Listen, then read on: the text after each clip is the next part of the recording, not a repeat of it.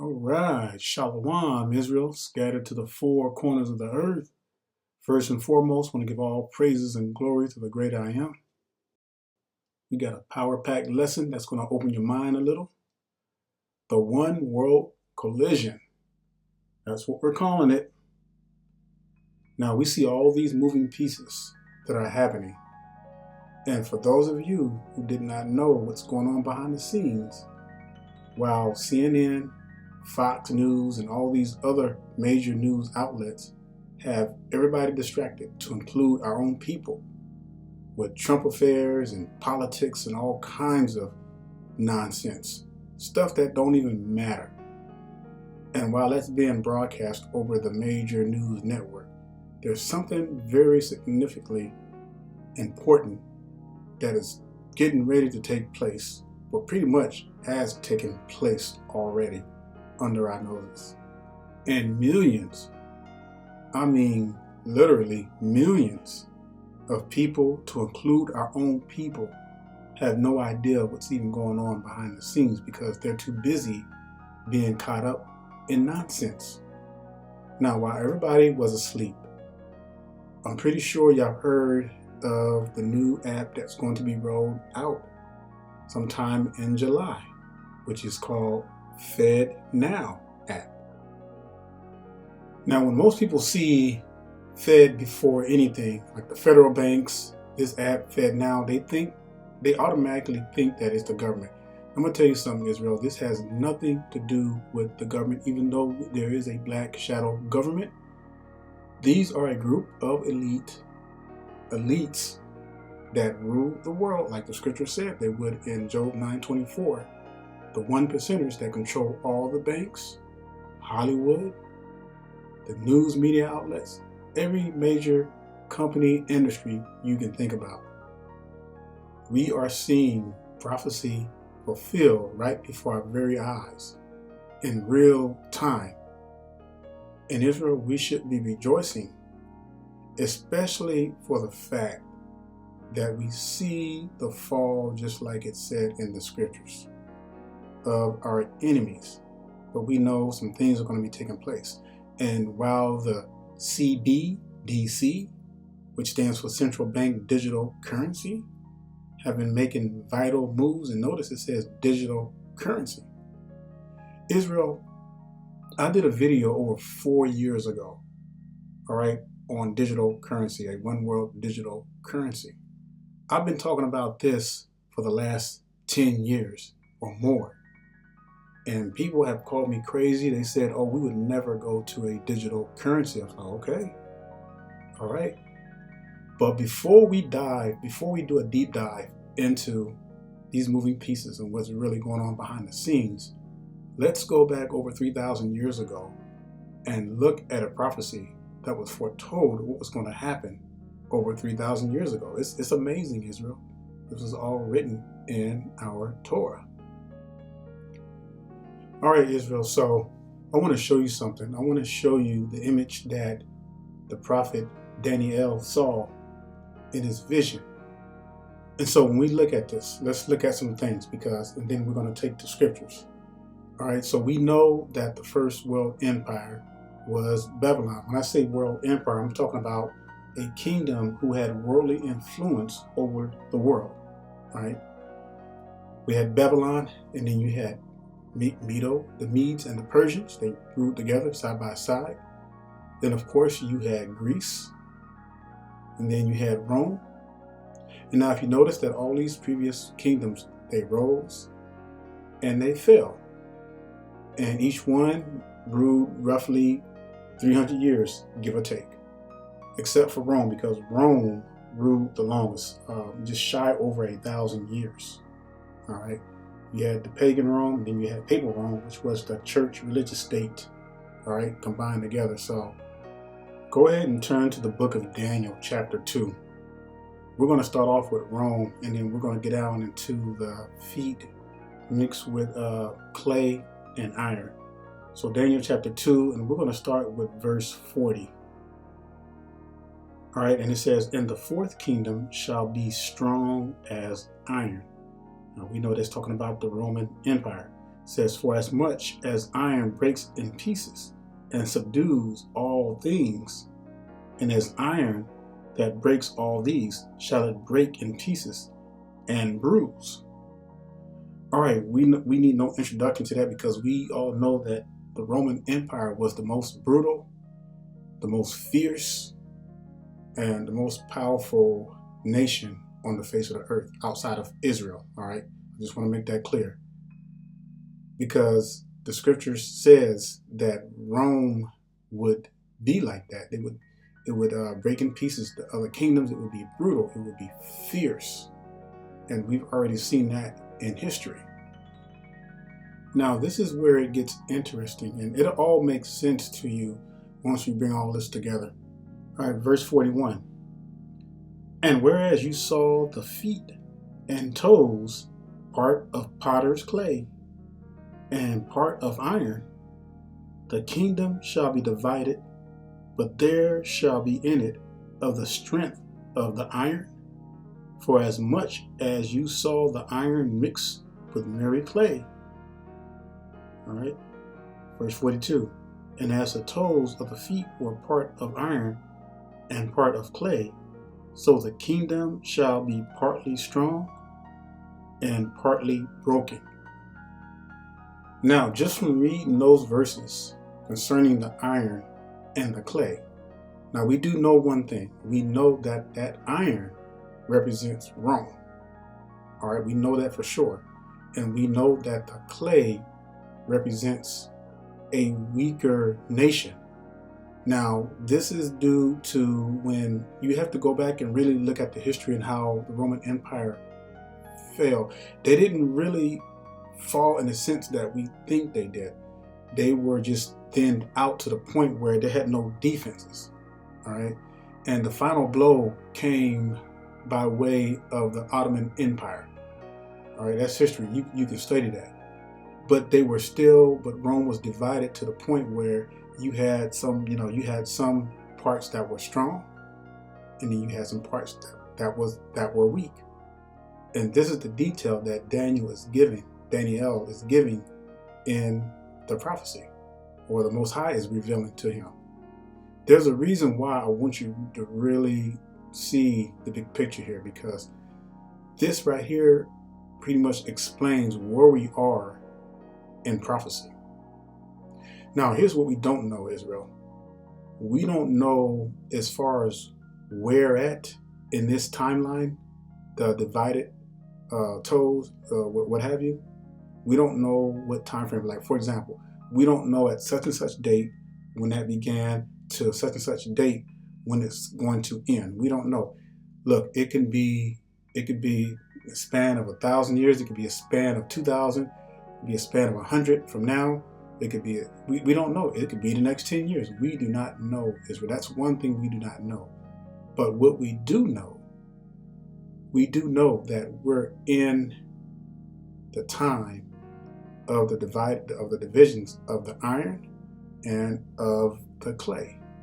We just don't know what part of that we're in. We're definitely not in Babylon, because we know that Babylon came and gone. We know that the Medes and the Persians have came and gone. We know that Greece has came and gone. And of course, Rome has come and gone, but not really. It's just been spread out until this very day. What do you think America is? America is nothing but a product of the Roman Empire. Its children, its descendants. You get what I'm saying? All of Europe, right? That's where they came from. All right, let's continue. Let's go to verse 43. And it says, and whereas you saw iron mixed with miry clay, they shall mingle themselves with the seed of men. Now, y'all know what that sounds like. Anytime the scripture says mingle with the seed of men, that could be talking about a numerous things. That can be talking about integration, the mixing of ideologies. Now, this sounds so familiar. This almost sounds like an attempt to unite in some kind of one world order or sort. All right? But let's just read this again. And it says, and whereas you saw iron mixed with miry clay, they shall mingle themselves with the seed of men. Now get this, here's the key right here, Israel. But they shall not cleave one to another, even as iron is not mixed with clay. Now what is keeping them from cleaving? Of course, if you said the Most High, the Almighty, you are absolutely right. This happened before. This happened before. I'm going to show you something that happened a couple of thousand years before this even was written. All right, let's go to Genesis chapter 11, because I'm going to show you in the scriptures that the concept of a new world order is nothing new, Israel. All right, let's go to Genesis chapter 11 and verse 6. Let's read that. And it says, and Yahweh said, behold, the people is one. Pay attention, the people is one, and they have all one language. Let's break that down.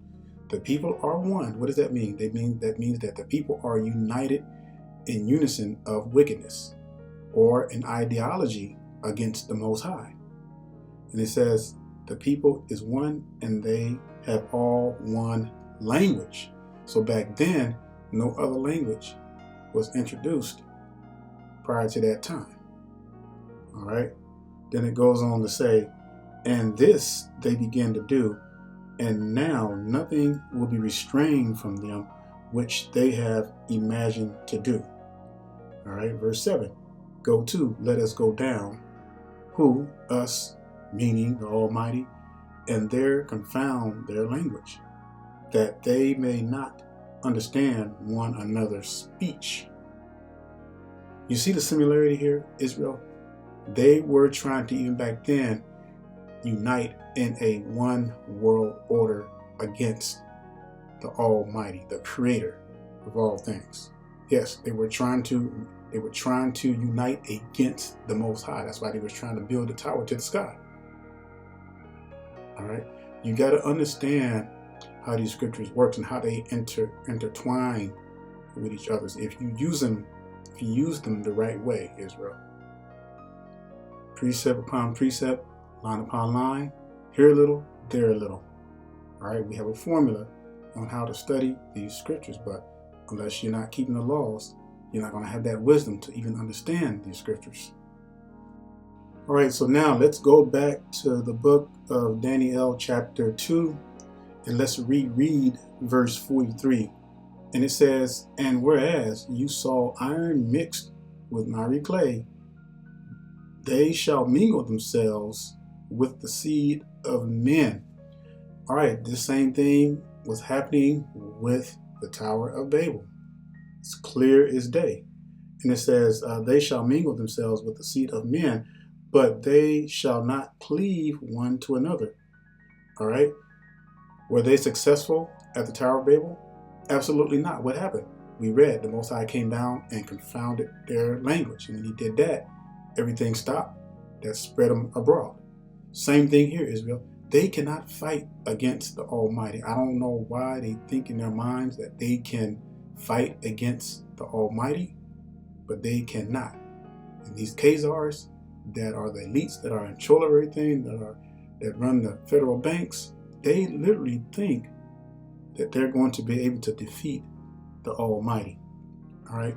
So when we compare the two, compare the Babylon, they were one people in one language. Now you have different peoples, different languages. Here's the kicker: the same ideology. That is the whole New World Order, Israel, or as I call it, the One World Collision. All right, the One World Collision.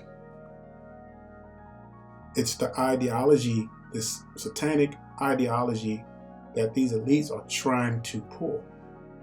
They are trying to bring together. This is part of the digital currency. All these moving pieces you see, Israel, that these elites are doing is part of the New World Order, or as I call again, the New World Collision. Or you can say the one world order. It's the same thing. Or the one world collision. Same thing, because it's not going to fully come to fruition.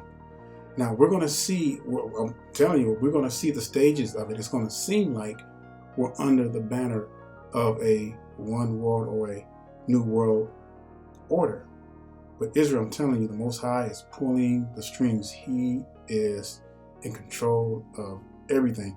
He is not going to allow these people, the Khazars, or the Zionists, as the world calls them, the Most High is not going to allow these people to use their satanic rituals and ideologies and their devices on our people. The Most High is going to put a stop to this.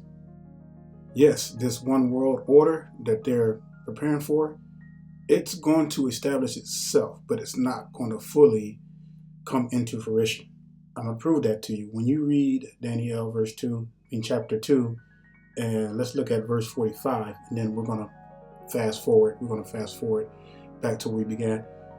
It says, "For as much as you saw that the stone was cut out of the mountain without hands, and that it broke in pieces the iron, the brass, the clay, the silver, and the gold, the great Yahweh has made known to the king what shall come to pass thereafter, and the dream is certain, and the interpretation thereof is sure." All right, so the Most High's word does not come back void. And we know that stone is the Mashiach, and it's 10,000s of thousands, 10,000s of holy, righteous angels that are going to destroy with fury. All right, Israel? That's what we need to know. Again, we don't know when that time is going to happen. And we can't even try to guess at when that time is going to be. Our main thing should be trying to keep these laws, commandments, and statutes with all our heart, mind, and soul. That's what we got to worry about, because 73 years is not a long time, Israel. That's about the lifespan of people these days anyway. You know, if you take care of yourself, yeah, you can reach yourself up until the 90s, maybe, you know, a high 90s if you really take care of yourself. But I'm just saying, Israel, you got to be focused on the things that are important, and that's working out your salvation with fear and trembling. All right, Israel, so let's go ahead and fast forward to this current date of 2023. Let's talk about a few things. Now, we have the central bank digital currency. This is nothing new, Israel. This is, I don't know if you noticed or not, but this thing has been in the making for the last 30 years. Did you know that the world elites have been planning to become a digital worldwide nation in the last 50 years? Yes, it's been in the making. It's been in the plan.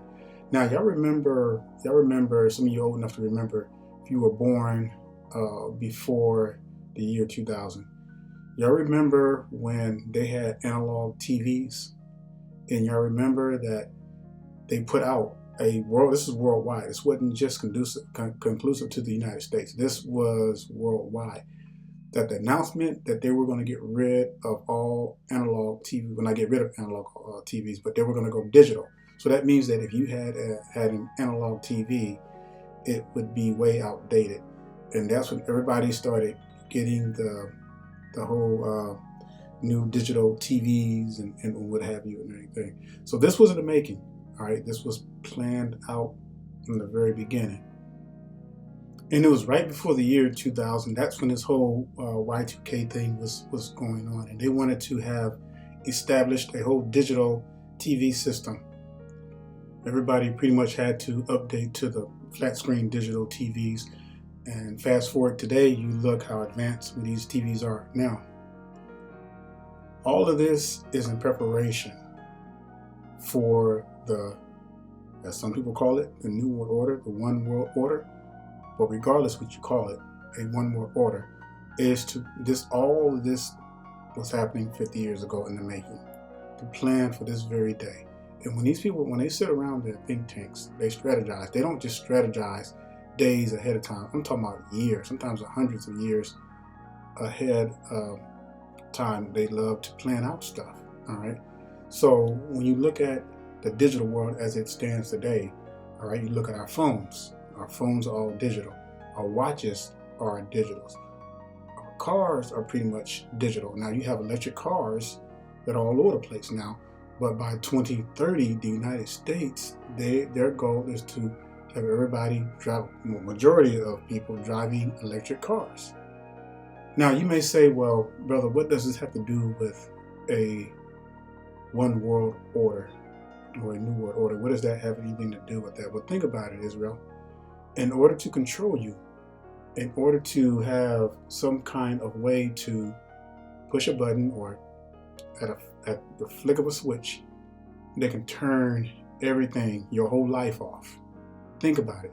This is in order to be able to control you. So, see, I can see how everything is being set up for the mark of the beast, Israel, because we already know what it says in Revelation. You would not be able to buy or sell lest you receive the mark in your right hand or your forehead, or your hand or in your forehead. All right? So that we do know that the things that are coming on this earth, the preparation for a one world currency, I'm just going to put it this way, a digital world. When I say digital world, I don't want to confuse anybody. We're talking about, this is all part of the new world order, the one world order. Everything has to be digital in order for these people to control your life. Yes. And millions of people are not even paying attention to what's going on. They're going to be caught blindsided. They're going to be caught off, on their blind side. So it's fair to say that 90% of the world we live in is all digital already. All right, minus the few villages across the earth that are so remote that they have no idea. But in the eyes of the elites, they don't even really matter. So. But I'm just saying this so that you can see how this thing is going to come into play. And the one world currency is going to be the cream of the crop. Right? It's going to be the dagger that's going to really put things into play. Now let's talk about this Fed Now app. So, for those of you who don't know, this app is going to be rolled out sometime in July. Now, this app, apparently it's supposed to be a digital app for receiving and sending electronic or digital payments. Now, this all may sound good to a lot of people. It may sound so convenient. There's so many videos on this and commercials, how it's going to roll out and everything, how it's supposed to make everybody's life so easy. But what they don't tell you is the control mechanism this is going to come with. Yeah, you're going to be paying taxes, you're going to be regulated, you're going to be monitored. Everything, every single penny that you ever make is going to be monitored. There's nothing that's going to be left out that's not going to be monitored. All right. Now, apparently this is going to eventually replace Cash App. And by the way, the owner, or what was the guy, I forgot the guy's name, was murdered. They claim that they don't know who did it, but come on, Israel, you really think that's a coincidence? You know what I'm saying? And this preparation for the rollout, PayPal is on board already, Vimeo, and then you have Zelle, and I'm not too sure the other payment apps out there, but everybody is coming on board. Eventually, FedNow is going to replace all of them, and they're going to have a one digital app where you do all your transactions. Israel, cash is pretty much obsolete. All right, and I told you before, paper currency was a new concept. It was never meant to last.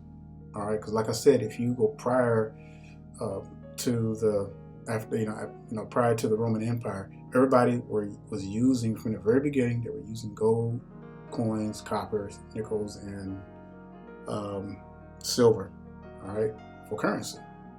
No such thing. This whole paper currency thing was a farce. It was never meant to last.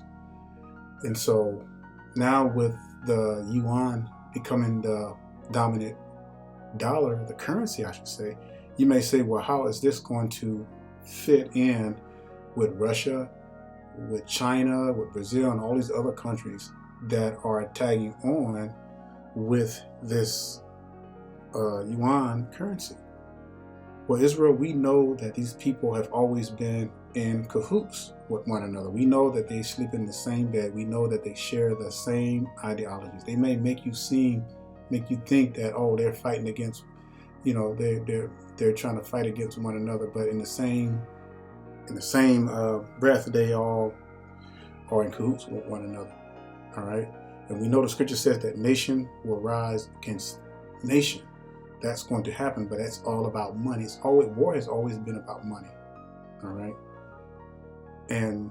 but however, the world leads, and we see the sacrificing of America, because we know that the American dollar is no longer, the American dollar is obsolete. It's no longer a world empire. It's no longer a one currency, a currency that can be used all over the world. All right, so things are changing as we speak. There is a regime change. There is a shift change, Israel, that is happening.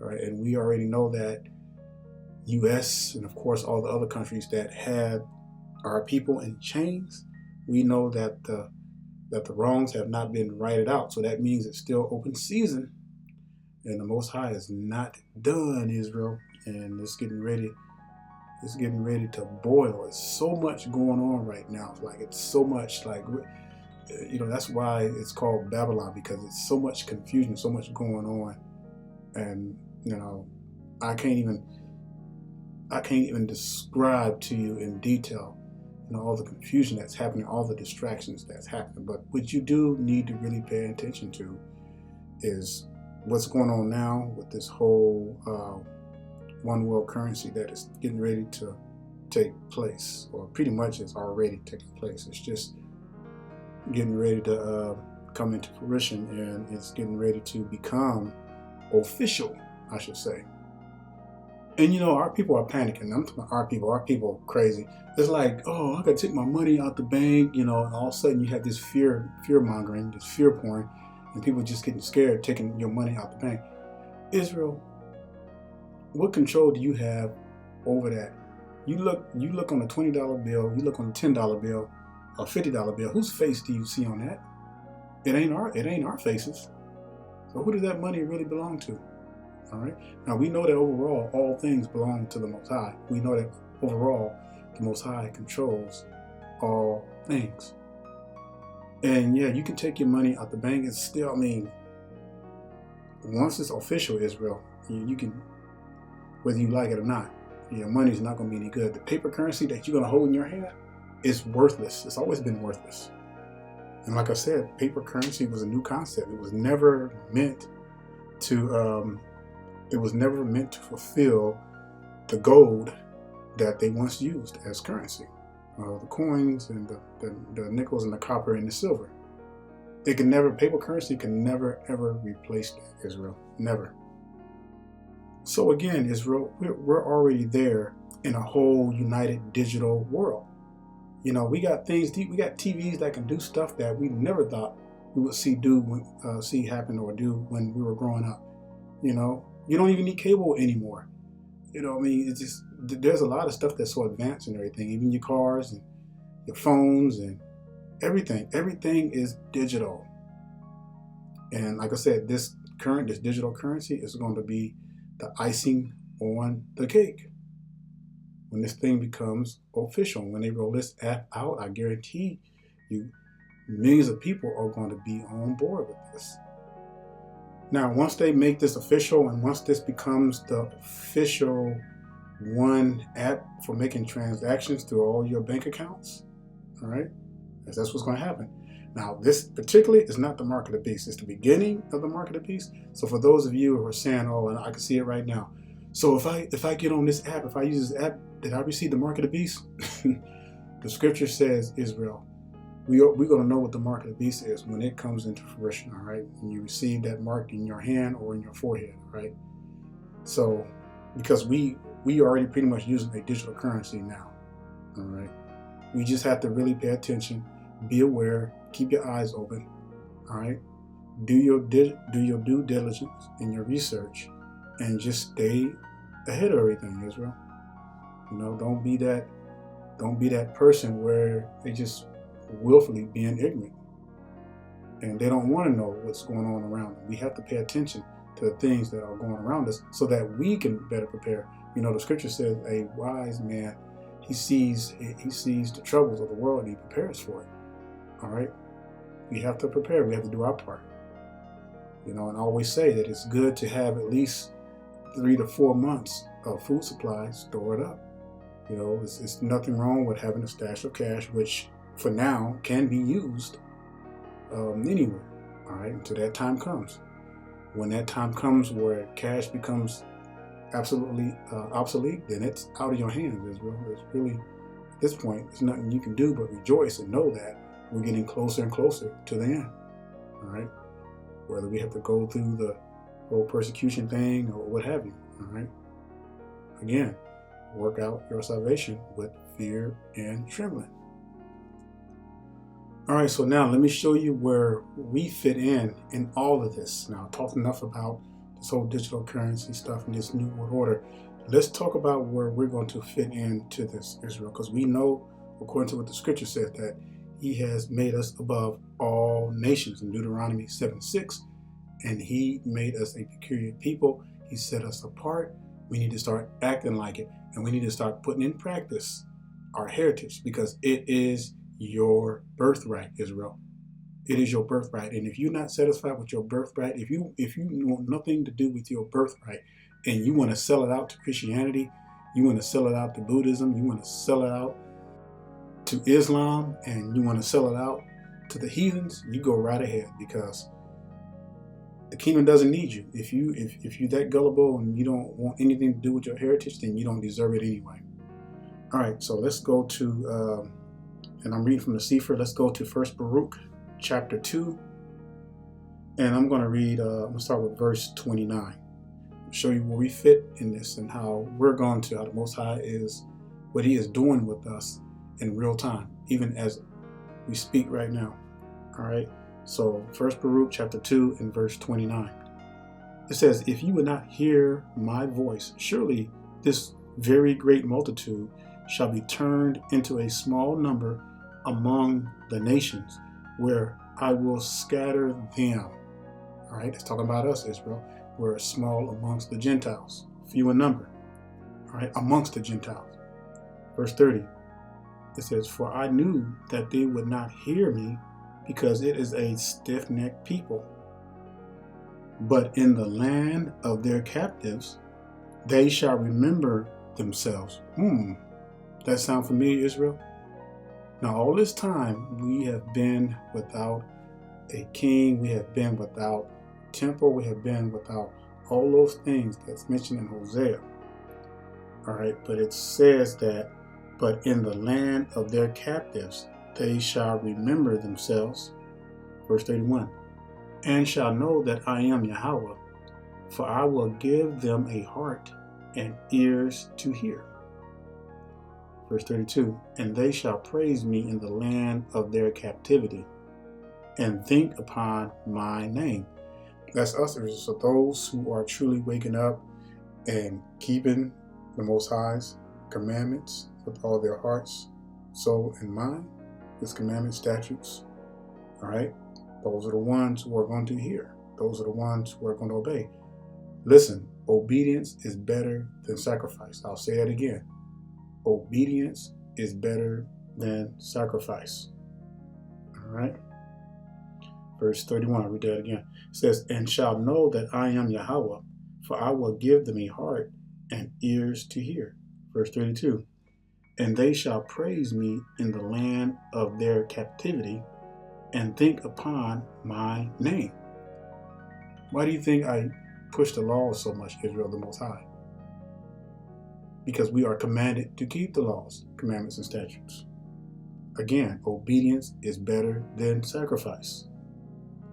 Verse 33, and return from their stiff neck and from their wicked deeds, for they shall remember the way of their fathers, which sinned before Yahweh. All right, verse 34, and I will bring them again into the land which I promised with an oath unto their fathers, Abraham, all right, Isaac and Jacob, all right, and they shall be lords of it, and I will increase them, and they shall not be diminished. That's powerful, Israel. But that's what I'm saying. We have to turn back to the Most High. We have to turn back to His ways, to His laws, commandments, and statutes. You'll hear me say this all the time. I'm going to keep beating it. I'm going to keep drilling it. All right. Verse 35. And I will make an everlasting covenant. An everlasting covenant, because He never broke His covenant. We're the ones who broke the covenant, not the Most High. And I will make an everlasting covenant with them to be their Elohim, and they shall be my people. And I will no more drive my people of Yasharal out of the land that I have given them. Now, Israel, we know that this is not talking about past time. We know that this is because we've been in plenty of captivities, right? We've been in many captivities already, all right? We went back to the land, you go back in captivity, get back on the throne again a little bit, and then go back into captivity because of our wickedness. But this time, I'll read that last verse again, verse 35. And I will make an everlasting covenant with them to be their Elohim, and they shall be my people. And I will no more drive my people of Yasharel out of the land that I have given them. Israel, that seems like that's talking about the future to me. That's not talking about the past, because He says, never again will I drive out my people. All right? Never again. That's why I say obedience is better than sacrifice. We got to turn back to the ways of the Most High. That is our power, Israel. That is our heritage. That is our strength. That is our birthright. You know what a birthright is? Look up what birthright means. It means that your bloodline, it is your rightful inheritance. No one can take that away from you. The only one that can take that away from you is yourself, by denying the Most High, by not keeping His laws, commandments, and statutes. You really want to lose your birthright? You want to lose your inheritance? The book of Isaiah chapter 1 and verse 3 and 4. The ox knows his owner, and the ass his master's crib, but Yasharel does not know. My people do not consider. A sinful nation, a people laden with iniquity, a seed of evildoers, children that are corrupters. They have forsaken Yahweh. They have provoked the Holy One of Yasharel unto anger. They are gone away backwards. Let's not be them, Israel. Let us not be them. Because apparently, for that generation of our people, sacrifice was better than obedience. All right, that's not the way it works. Israel, I'll say it again. Obedience is better than sacrifice. I gotta say it one more time. Obedience is better than sacrifice. Israel, we gotta get this thing right. We got to dive head first and put our faith and trust in the Almighty. All right, because the things that are coming right now, everything that I've talked about in the beginning, is going to be completely out of our control. And if you're not ready for it, you're going to be swept away like the wind. You're going to be just swept off your feet. You're going to be swept away. Just like the parable of the sower. All right. The thorns are going to rise up and just choke our people. But the ones who are ready, the ones who are willing to put their obedience before sacrifice, those are the ones who are going to make it. So Israel, with that being said, I pray that you really seriously take this to heart and do not ignore not one single word the Most High. All right. And with that being said, I say shalom and stay strong.